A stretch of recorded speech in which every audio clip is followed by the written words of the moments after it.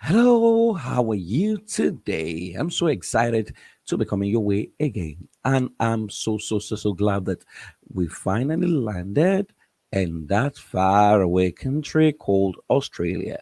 I'm taking a trip around the world of family life in every nation of the world. And today we landed in Australia. Now, what do people need to know about family life in Australia? I just love this trip because it's opening me up to the diversities around the world and for you to understand that, you know what, there are so many other things happening around the world that you may not know of. Now, Australia, officially the Commonwealth of Australia, is a sovereign country comprising the mainland of the Australian continent, the island of Tasmania, and the numerous smaller island, is the largest country in Oceania and the world's sixth largest country by total area. The population of 26 million is highly urbanized and heavily concentrated on the eastern seaboard. In fact, Australia is actually a continent right now.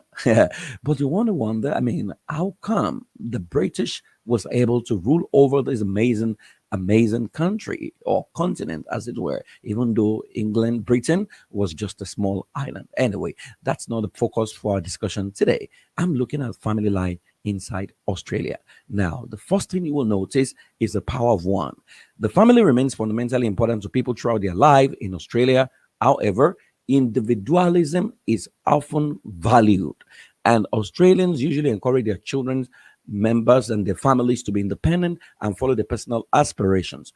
Children are often taught subconsciously to think of themselves as special or unique as they grow up. The cultural idea pervades you are what yourself and who you choose to be. People expect to be self reliant, self determining, and responsible for their choices in Australia. This has led to delayed marriages because people want to build a career and sometimes they want to travel around the world before they settle down.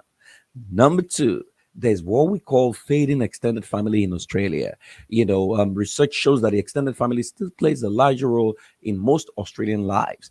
Okay, they have to an individual support network, commonly providing financial support, housing, and job opportunities. The great general preference for most Australian families is to have a smaller family with 1 to 3 children. They have amazing laws that support and protect the family, and they believe everything must be done in the best interest of the child. But lately the extended family system, is collapsing because now people are now learning to live their lives, the way they wanted, and contrary to what used to be, now you could actually see partnership being promoted as against the conventional marital system, where people try to check it out if it works, living together for some time before they now decide to engage themselves or probably get married. So it's not impossible for you to say a couple who already have 3 children just getting married. Okay, that's the new life and the new normal over there. Number three, non-violent family society. Most Australian parents do not use corporal punishment, but instead discipline their children by enforcing consequences for their action. For example, withdrawing privileges for bad behavior and rewarding good behavior. Using violence towards one's family members is considered unacceptable in Australia. So you hardly see people slap, yell, or shout or beat children, unlike in what you have in other countries. But guess what? These people are raising proper and amazing children because Australia is one of the best places to actually raise a family on this planet. Number four, there's gender equality. Gender does not necessarily or duty in the family. Women are considered equal to men in Australia society and enjoy the opportunity to choose their form of contribution to the household dynamic. However, due to a number of reasons, less women work full time than men and are instead available to raise children. They also tend to have more interrupted careers than men. Okay, so even though there's gender equality, you still find pockets of inequality, but it's not pronounced. Generally, everybody knows that your life is as important as the other person, which is why every child is raised to be independent in Australia. Number five, online dating and structured family system. The Australian couples commonly meet through their social circles, workplace, and hobbies. Online dating services are popular among several age groups. So if you do online dating, you can actually thrive in your business in Australia. Once they develop feelings for one person, this is what I love about them. They leave others to try to pursue that one relationship. So you hardly find them double dating like that. The use of contraceptive is encouraged, the exception of those who are strongly religious and traditional. So the traditional, the core Australians and the religious people, will normally not do this. But it's a culture that is so heavy on the American culture right now. So you see pockets of American lifestyle, in this particular country. In 2013, 77% of couples live together before marriage, which you will hardly find in the conventional Australian family system. Unmarried cohabitation provide couples with autonomy from their parents, the ability to adjust to one another on a more intimate and immediate level. This is what they say, okay?